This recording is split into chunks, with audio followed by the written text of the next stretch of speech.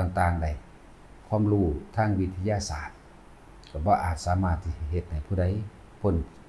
พ้นออกจากการเกิดแก่เจ็บตายหรือทุกข์อันเกิดจากความยึดมั่นถือมั่นได้นั่นแหละความรู้ความเห็นจากการได้ยินได้ฟังมาทั้งหมดแม้กระทั่งความรู้ในการไปจดจำเอาในพุทธศาสนาอันเป็นหนทางที่จะทำให้สัตว์ทั้งหลายให้ตนเองมื้อนี้ล่ะเดินทางเป็นความรู้เป็นความเห็นเป็นหนทางเป็นแผนที่ในการที่จะทำให้ตนเองพ้นทุกข์ได้แต่ว่าความรู้ทั้งหลายแล้วนี่บ่ทันได้เป็นความจริงความรู้จริงๆจะต้องเกิดจากการลงมือปฏิบัติเท่านั้นจบปริญญาใดก็ช่างปริญญาเก่าหรือนักธรรมเอกตามทั้งโลกเขากำหนดไว้ว่าสูงสุดแล้วปริญญาเก่านั่นแหละปริญญาธรรม9ประโยคเขาเอิ้นปริญญาเก่าก็ดีนักธรรมตรีนักธรรมโทนักธรรมเอกก็สูงสุดแต่ความรู้ทั้งหลายเหล่านั้นบ่อาจสามารถทำให้เรารู้แจ้งเห็นจริงตามความเป็นจริงในสิ่งทั้งหลายทั้งปวงได้นอกจากลงมือปฏิบัติเท่านั้นการเรียนรู้สื่อของกิเลสเรียนรู้สื่อของหนทางดับกิเลสหนทางดับทุกข์สาเหตุแห่งทุกข์คือสมุทัยทุกข์ดับไปหรือนี่นิโรธคามินีปฏิปทาหนทางแห่งการปฏิบัติเพื่อการดับทุกข์แต่ว่าทุกข์นั้นก็ยังบ่ทันดับไปทุกข์ทั้งหลายเหล่านั้นสิดับไปได้โดยการลงมือทำนั่นแหละจึงบอกว่าความรู้ทั้งเบิดนี้ยกไว้ว่าเป็นแค่เครื่องนำทางแต่ว่าบ่อาจสามารถสิให้ความสว่างกระจ่างแจ้งหรือแจ้งเห็นจริงเข้าถึงความรู้จริงๆได้เพราะว่าการอ่านการจดจำหรือการรับเรียนมากสิรู้แจ้งแทงตลอดจนถึงเข้าถึงความรู้สึกของความโลภของตนจริงๆความโกรธของตนจริงๆความหลงของตนจริงๆก็ต้องการลงมือปฏิบัติโดยการล่องไปอยู่ผู้เดียวไปอยู่ผู้เดียวเบิ่งความคิดต่างๆมันสิเอาแค่เรื่องอยู่ในตัวเองเรื่องอยู่ในสถานการณ์ที่ตัวเองเข้าไปในป่านั่นแหละว่าเฮาไปอยู่ป่าซ่าเฮาไปอยู่ในป่าผู้เดียวอันเป็นที่เปลี่ยวไกลผู้อื่นแม้นเฮาสิไปนึกหาความรู้ที่เฮาได้จดจำมาแล้วก็ช่างความรู้เหล่านั้นบ่แก้บ่ได้จักเวลามันสิอยู่ในป่าซ่าสิความรู้เหล่านั้นมันสิถูกลืมไปเบิดได้ล่ะมันสิคิดแต่ว่าผีสิมาแบบนั้นผีสิมาแบบนี้หมาสิมากัดแบบนั้นแบบนี้เสือมาเด้สร้างมาเด้หมีมาเด้เขาว่าผีเปรตเขาว่าผีก้องก้อยนี่มันสิคิดวนอยู่ในแค่นี้นั่นแหละคือความรู้จริงว่าความกลัวเป็นยังไง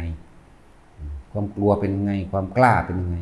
ก็อยู่ในเหตุการณ์จริงที่ตัวเองกำลังลงมือปฏิบัตินั่นเอิ้นว่าลงมือปฏิบัตินั่นแหละ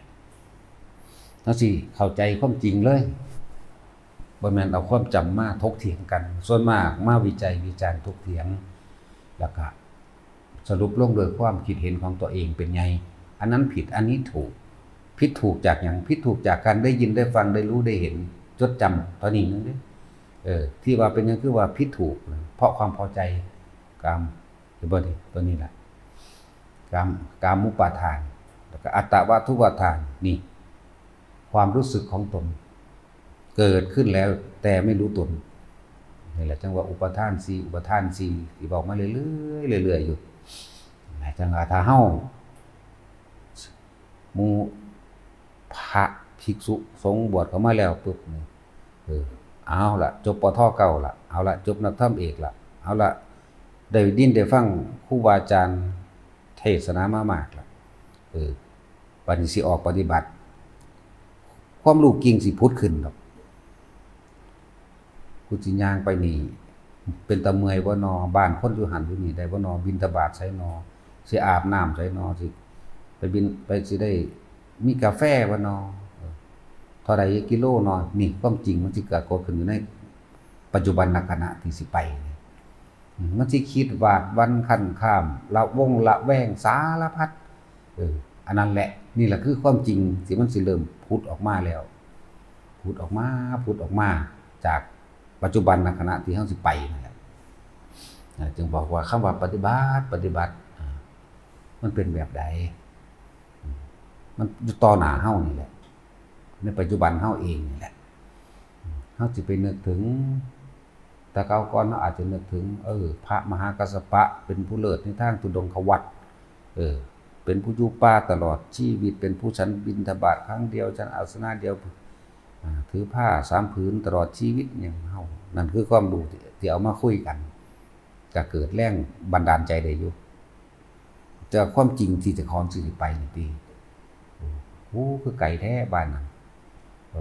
กูสิย่างไหวบ่เกิดขาดเฮ็ดจังได๋น้อไฟเบิดเฮ็ดจังได๋น้อห้าฝนตกเด้กูสิเฮ็ดจังได๋น้อนี่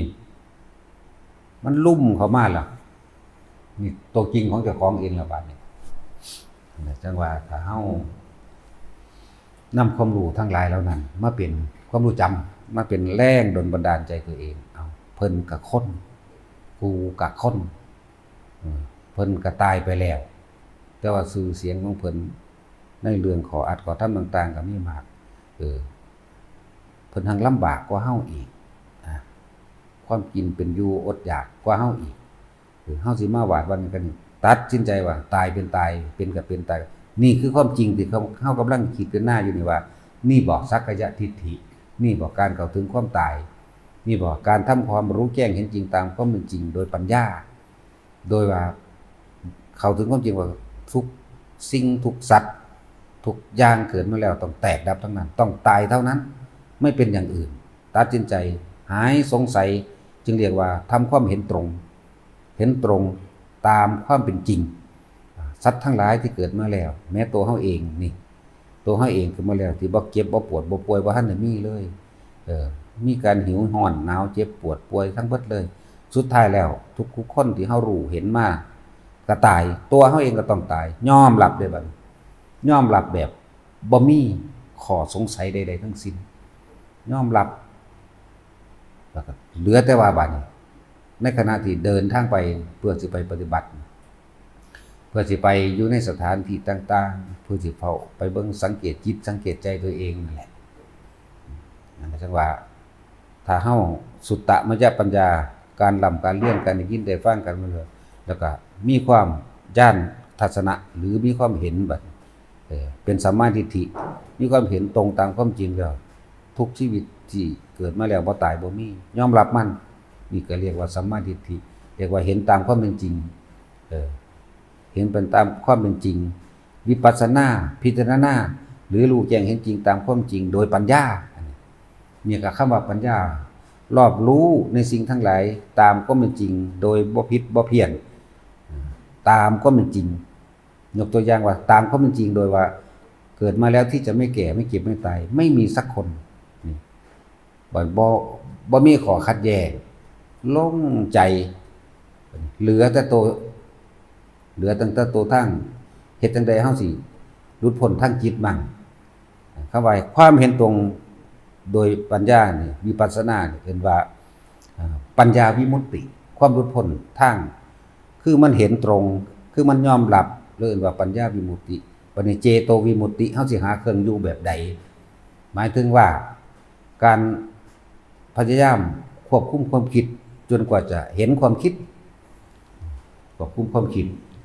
ความหลุดพ้นกับ2อย่างนี้ต้องคู่กันนั่นแหละสลับกัน เรียกว่าปัญญาอบรมสมาธิหรือปัญญาวิมุตติก็คือถ้าว่าภาษาบาลีว่าวิปัสสนารู้แจ้งเห็นจริงตามความเป็นจริงอันรู้ตัวนี้โดยการคิดพิจารณาถึงความจริงได้นี่รู้ตัวนี้คือรู้แบบนี้เหลือแต่ตัวเจโตวิมุตติเราจะหาเครื่องอยู่แห่งจิตอย่างไรนี่บัดหลุดพ้นทางจิตกับหลุดพ้นทางปัญญาต้องประกอบกันอันนี้เอาทางความเห็นตามความจริงมาแสดงก่อนส่วนมามันก็เป็นจังซี่แหละมันก็เป็นแบบเฮาสิใครควรและพิจารณาด้วยตัวเฮาเองจนยอมรับมันแล้วล่ะเฮาจังลงมือปฏิบัติบัดหาลงมือปฏิบัติแล้วเฮ็ดจังได๋เฮาสิหลุดพ้นทางบ่คิด ในความอยากได้อยากดีอยากมีอยากเป็นอย่างเพิ่นจึงให้หาเครื่องอยู่นั่นแหละเจโตวิมุตติและปัญญาวิมุตติก็ต้องเสมอกันนะบ่มีหยังเหลื่อมล้ำเกินกันดอกปัญญาวิมุตติกับเจโตวิมุตติก็ต้องเสมอกันก็เว้าคำเก่านี่แหละแต่ว่าซับคำซื่อบางที่ก็ว่านี่คือปัญญาอบรมสมาธิเพื่อให้จิตตั้งมั่นคิดไข้ควรโดยพิจารณาแล้วหมดข้อกังขาใดๆทั้งสิ้นเบิดข้อกังขาวิตรณะบ่มีหยังสิไปแย่งอีกแล้วก็หาเครื่องอยู่โดยเฮ็ดให้จิตสงบเรียกว่าสมาธิสองอย่างนี้ก็สิอบรมกันเองสมาธิก็สิอบรมปัญญาก็สิอบรมสมาธิแหละที่บอกว่าเจโตวิมุตติและปัญญาวิมุตติจะเป็นเครื่องหนุนเนืองซึ่งกันและกันนี่คือความจริงที่สิเป็นความรู้ของเฮาเองเฮาคิดไว้หน้าโดยลงความเห็นของเฮาเอง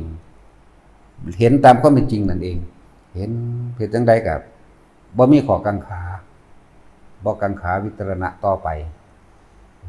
เบิดข้อกังขาเบิดข้อสงสัยต้องเป็นอย่างนี้เท่านั้นคนเฮามันเวียนว่ายตายเกิดเพราะว่าคิดนึกในความอยากได้อยากดีอยากเป็นมันจึงเวียนว่ายตายเกิดนี่คือเบิดข้อสงสัยต้องเป็นอย่างนี้ถ้ายังคิดอยากได้ดีมีเป็นอยู่เบิดบัดนี้หันมาทางว่าทางเกิดทางดับคนเกิดแล้วก็ต้องตายทั้งนั้นนี่ก็เบิดข้อสงสัยเหลือแต่การควบคุมจิตให้ก่อเกิดตั้งมั่นหรือจิตมีกำลัง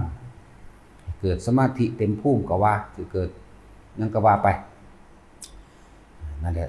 ความรู้ของเฮาสิอยู่หม่องนี้ครับบัดนี้เวลาเฮาเดินทางไปถ้าเฮายังไปคิดใครควรว่าลำบากสิอาบน้ำใสสิบิณฑบาตใสกินข้าวใสโอ้ยยุ่งหลายสิเอาหยังกันยุ่งเนาะ5 โมงขาดจังใดไฟเบิดเฮ็ดจังใดนี่บ่ทันไปถึงไหนความรู้ที่เราเรียนมาทั้งหลายแล้วนั่นซอยบ่ได้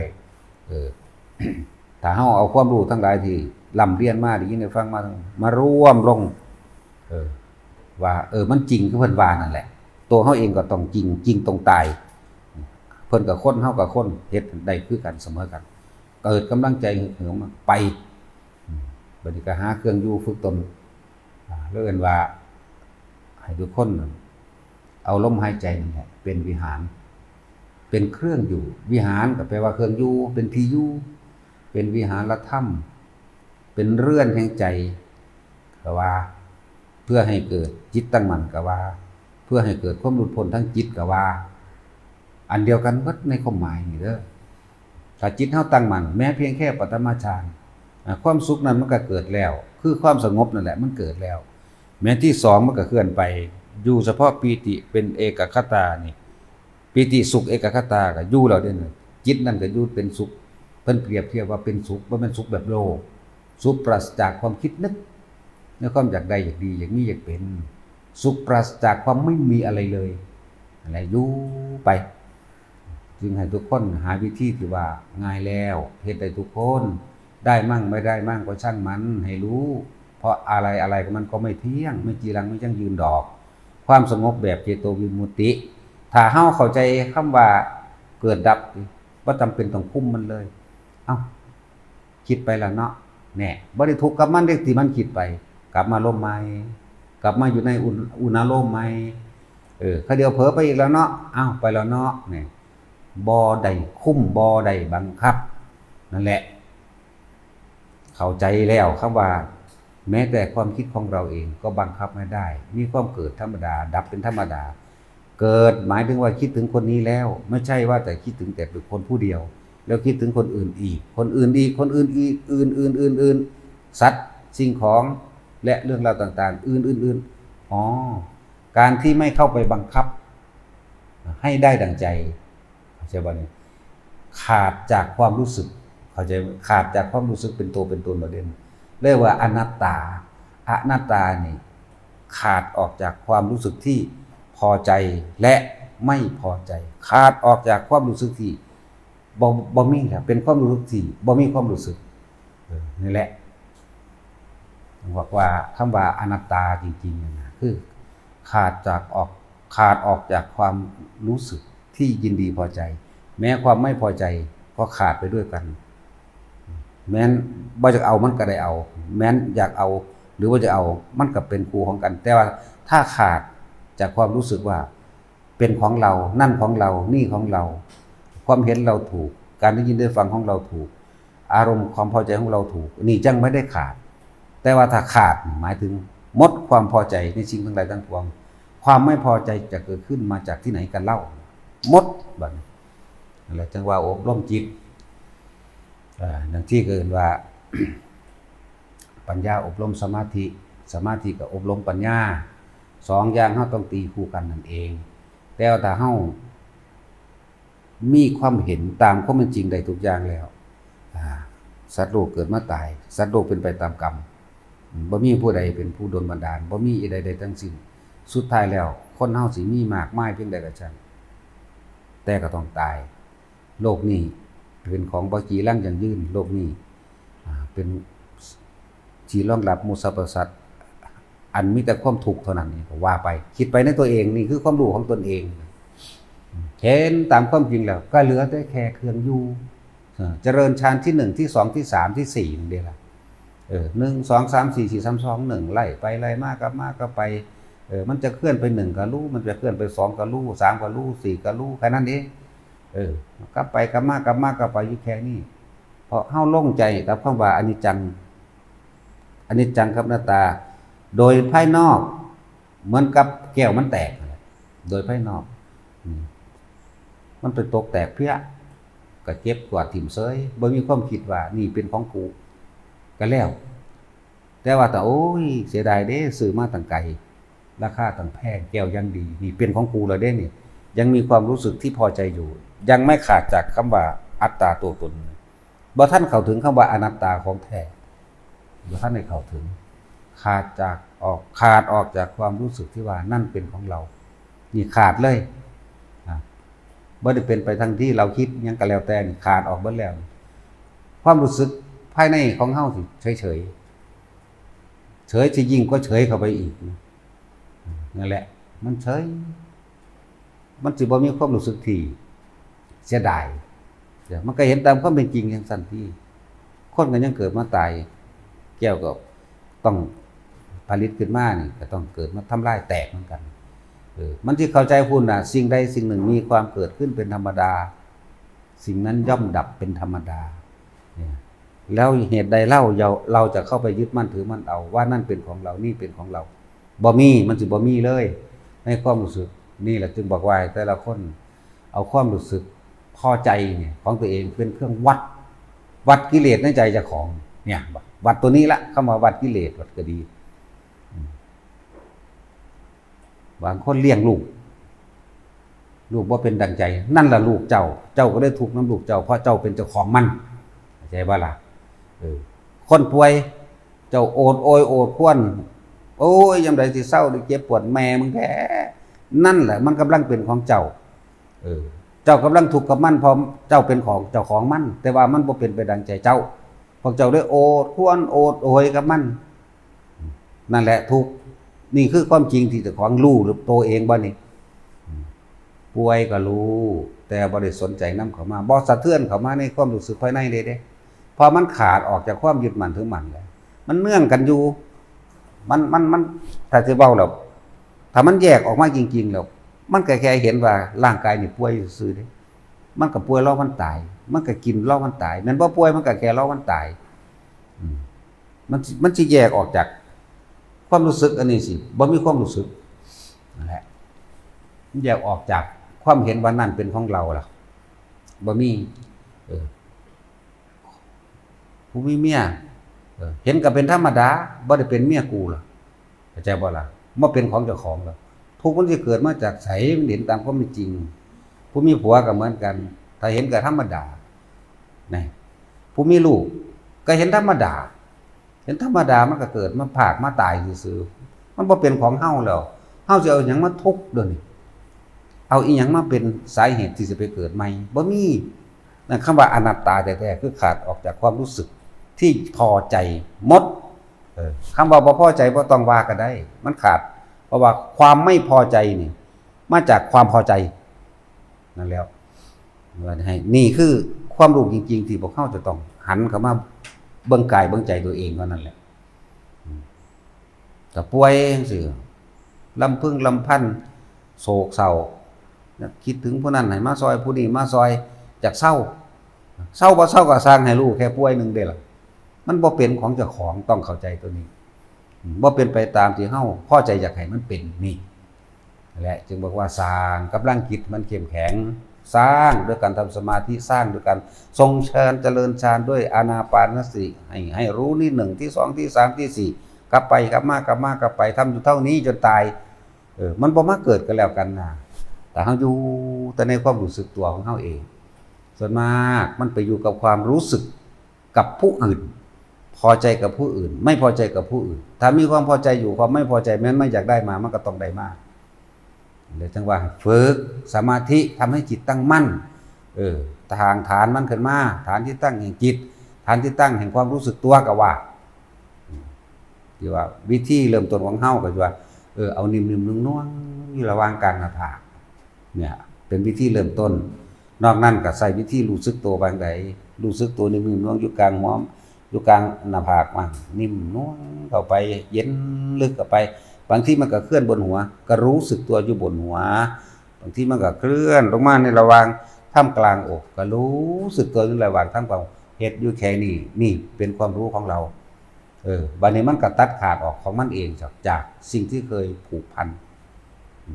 พ่อแม่ลูกเมียทรัพย์สมบัติญาติพี่น้องสิ่งต่างๆอันว่าเคยเป็นของเรามันเป็นแค่เคยเป็นแต่ละมันไม่เป็น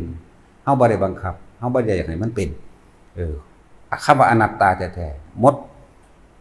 ดออกจากความรู้สึกที่พอใจเท่านี้ผู้ใดเข้าถึงจุดนี้ได้แล้วสบายหายห่วงป่วยหรือพบเหตุการณ์ใดๆก็ช่างบ่เคยหวาดหวั่นครั่นครามบ่มีความสะดุ้งตกใจใดๆทั้งสิ้นเพราะว่ามันบ่คิดว่าต้องอย่างนั้นต้องอย่างนี้นะที่ก็ปากเว้าซื่อๆนั่นแหละเอาล่ะพอ